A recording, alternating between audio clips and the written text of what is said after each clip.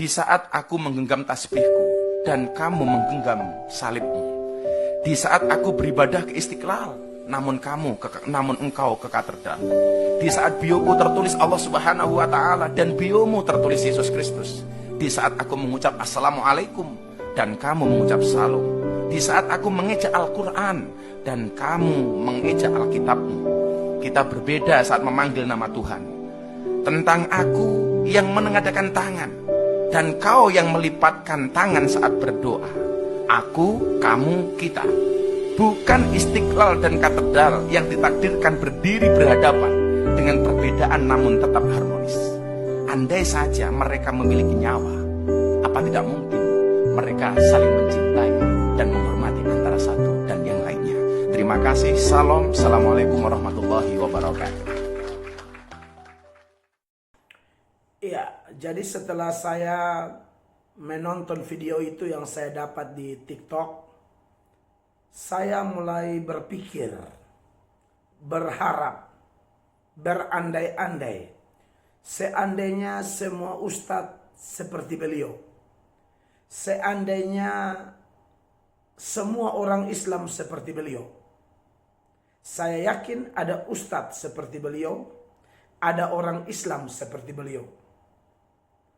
Maka saya percaya sebagai kelompok yang mayoritas di Indonesia dengan sikap seperti itu, tidak mengharam-haramkan, tidak mengkafir-kafirkan. Anda lihat Gus Miftah, dia berdiri persis di bawah salib di gereja di mana Gus Miftah diberi kesempatan untuk bicara. Dan wow, saya nonton itu kok saya langsung harus bikin video, harus bikin respon yang sangat-sangat positif sebagai orang Kristen yang sering dikata-katain kafir, yang sering dihina-hina. Tapi ternyata memang tidak semua. Makanya saya punya harapan, langsung terpikir, ini anggap aja suara hati orang Kristen, suara hati pengikut Kristus di Indonesia. Wow, ternyata apa yang Gus Miftah sampaikan ini singkat, padat, dan betul-betul toleransinya sangat luar biasa. Tentu sebagai orang Kristen kita juga menarik ke diri kita. Kita juga memang harus menghormati agama manapun. Kita tidak bisa memaksakan orang lain mempercayai iman kita. Sekalipun dari sudut pandang iman kita, ajaran kita, kita punya data-data yang boleh dikatakan sangat eksklusif. Tetapi pada kesempatan ini, saya setelah menonton video pendek, padat, dan penuh dengan pesan toleransi yang sangat kuat yang disampaikan Gus Miftah di gereja, kalau tidak salah satu gereja GBI. Wow, mau Istiqlal, mau katedral, itu bukan masalah, ya. Mau tasbih, mau salib, tidak boleh membuat kita bertengkar, ya. Mau Allah Subhanahu wa Ta'ala atau Yesus Kristus, tidak usah buat kita bertengkar. Mau Assalamualaikum, mau Shalom, harusnya tidak usah buat kita bertengkar. Saya pribadi sebagai orang Kristen lahiran NTT, pendeta dari NTT, saya punya kerabat yang ada hubungan darah yang beragama Islam itu banyak. Dan kami memang sudah biasa yang kayak begini. Makanya kalau kami lihat di daerah di luar NTT misalnya, adalah beberapa kasus kan, gereja ditutup, ya, penceramah tertentu selalu menghina, menyerang. Dan seperti yang sudah kami bantah berkali-kali, serangannya ya salah semua. Serangannya tidak benar, out of context, keluar dari konteks atau di luar konteks, out of Bible, keluar dari Alkitab. Tapi itu sudah terjadi dan itu tidak ada masalah. Tapi maksud saya, ayolah,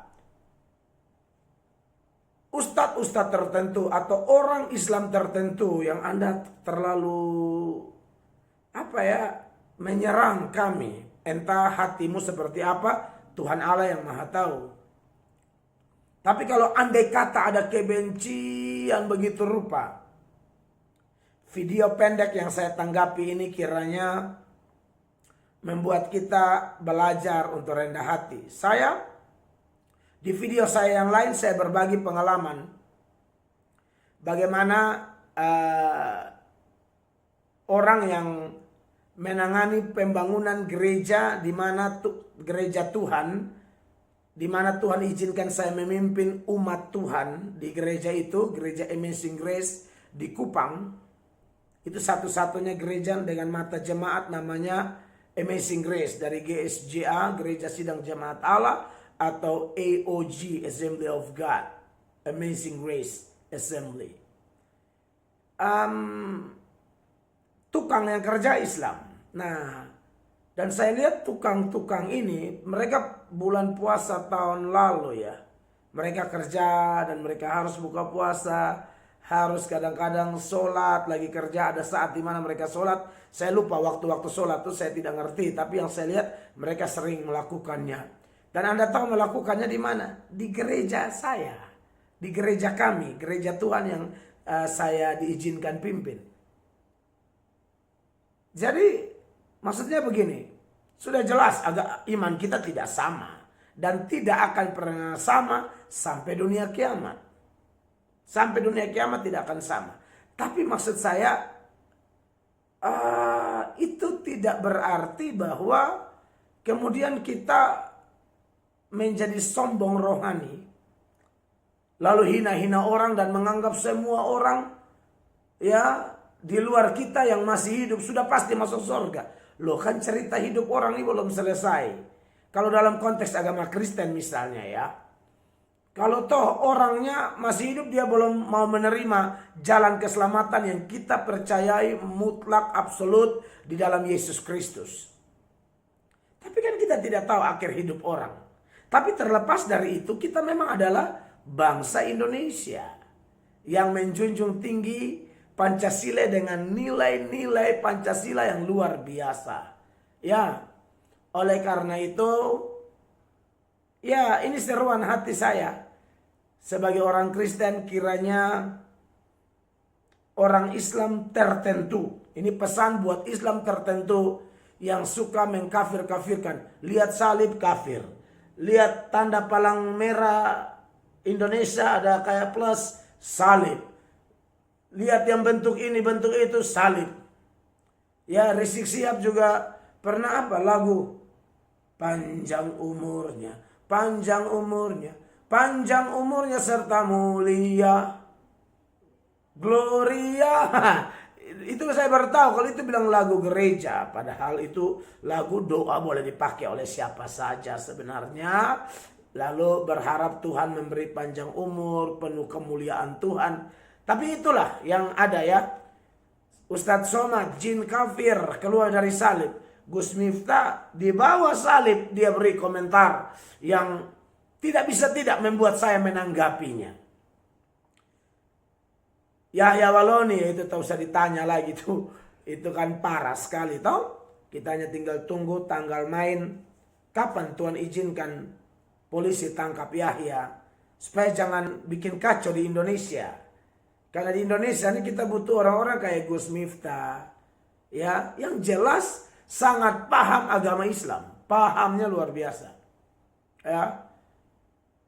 Lalu petinggi atau pemimpin-pemimpin umat Islam lain yang mirip Gus Miftah. Saya lupa nama salah satu tuh. Nama siapa? Beliau kayak pakai sorban begitu. Dia punya sorban tuh kayak Imam Bonjol punya, nama siapa. Beliau juga bilang jangan ganggu orang Kristen yang merayakan Natal dan lain sebagainya. Ya, sebagai anak bangsa, saya nonton itu video. Saya kan punya TikTok, jadi saya lihat, waduh, Langsung saya simpan video ini, lalu saya buat tanggapan ini. Kiranya tanggapan ini berkenan di hati semua anak bangsa, dari Sabang sampai Merauke, Pulau Miana sampai Rotendao, mau Islam mau Kristen terserah. Dan buat orang Kristen secara khusus, mari kita hargai orang Islam, agama Islam yang mereka sedang berpuasa di bulan puasa dan sebentar lagi Lebaran. Kita harus saling menghormati, saling menghargai demi Indonesia yang lebih baik, tentunya lebih sejahtera, ya. Dan memang menjadi tuntutan bagi kita anak-anak Tuhan untuk menjadi garam dan terang dunia. Matius pasal 5 ayat 9 mengatakan, berbahagialah orang yang membawa damai, karena mereka akan disebut anak-anak Allah. Artinya, orang yang sudah menerima Yesus diangkat menjadi anak Allah. Yesus adalah Raja Damai, ya. Yesus adalah pembawa damai sejati. Tapi kalau dia memberi kita tugas membawa damai, bukankah itu mulia dan harus segera dilaksanakan? Saya Pendeta Mel Atok, kiranya video ini berkenan kepada Anda semua. Silakan like, komen, dan share sehingga menjadi manfaat yang luar biasa, berkat bagi negeri kita. Tuhan Yesus memberkati.